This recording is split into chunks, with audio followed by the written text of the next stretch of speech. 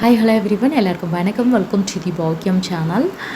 நான் வந்து எனக்கும் ஒரு பர்சனுக்கும் நடந்த கான்வர்சேஷனை தான் நான் இங்கே ஷேர் பண்ணிக்க போகிறேன். நான் ஒரு பர்சனை மீட் பண்ண போகிறேன்.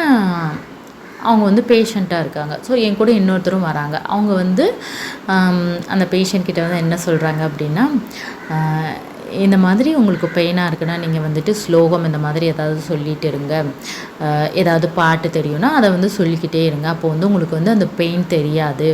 வேறு எதுலையாவது நீங்கள் கான்சன்ட்ரேட் பண்ணணும் அப்படின்ற மாதிரி சொல்கிறாங்க. அப்போ நான் வந்து சொன்னேன், நீங்கள் வந்து கடவுள்கிட்ட வேண்டிக்கோங்க அப்படின்லாம் சொல்கிறேன். அப்போ வந்து ஆமாம் அதெல்லாம் வேண்டிக்கிட்டாச்சுன்னு சொல்லிக்கிறாங்க. அதுக்கப்புறம் வந்து அந்த பிரச்சனையெல்லாம் சரியாகணும்னு சொல்லிவிடுங்க அப்படின்ற மாதிரி சொன்னும்போது சொல்கிறாங்க, நான் எப்படி வந்து கேட்குறதுனா அப்படி சும்மா கேட்கலாமா? நான் வந்து தொண்டு செஞ்சுருக்கணும், நான் வந்து இறைவன் முகத்தை பார்த்துட்டு இருந்திருக்கணும், அந்த முகத்தை பார்த்துட்டு இருந்திருக்கணும் அப்படின்ற மாதிரி அவங்க சொல்கிறாங்க.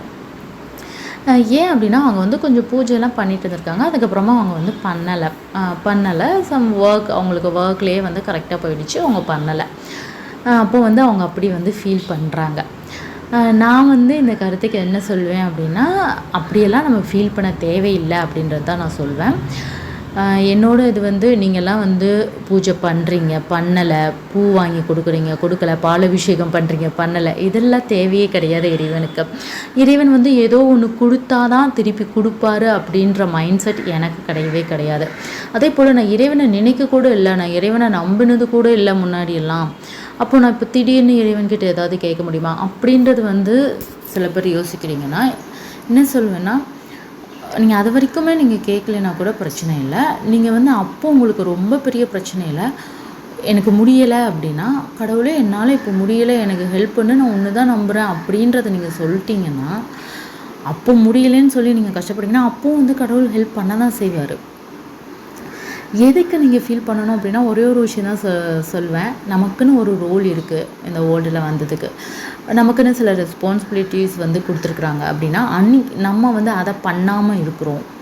உங்கள் மனசாட்சிக்கு, உங்களோட மனசாட்சிக்கு தெரிஞ்சு ஏதோ என்னால் முடிஞ்ச கடமையை நான் செய்யாமல் இருந்துட்டேன் அப்படின்னு நான் மட்டும் தான் ஃபீல் பண்ணணும். மற்றபடி வந்து நான் இறைவனுக்கு அதை கொடுக்கல, இதை கொடுக்கல, நான் பூஜையை பண்ணலை, நான் காலையில் அவரை பார்க்கல, சாயந்தரம் அவரை பார்க்கல, அதனால் நான் இறைவன்கிட்ட போய் எப்படி கேட்பேன், இப்படியெல்லாம் நம்ம வருத்தப்பட தேவையும் இல்லை.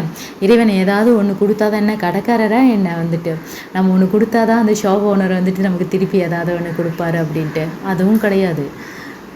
அப்படியெல்லாம் கிடையவே கிடையாது. இல்லை மனுஷங்களா ஒரு உதவி செஞ்சால் தான் திருப்பி இன்னொருத்தவங்களுக்கு உதவி செய்வேன் அப்படின்னு சொல்கிறதுக்கு அப்படியும் இல்லை. பெத்த அப்பா அம்மாவே எடுத்துக்கிட்டோம் அப்படின்னா, நீ இவன் பையன் அப்படின்றவங்க வந்து செய்யலைன்னா நீ செய்யவே இல்லைல்ல அப்படின்றது வந்து அந்த வருத்தம் வந்து பெற்றவங்களுக்கு கூட வந்து வரும். ஆனால் அந்த இறைவன் வந்து எதையுமே எதிர்பார்க்கவே மாட்டார். நீ எனக்கு அது பண்ணலை, பூ வாங்கி கொடுக்கல, புடவை வாங்கி கொடுக்கல, இப்படியெல்லாம் வந்து இறைவன் வந்து கேட்க போகிறதே கிடையாது.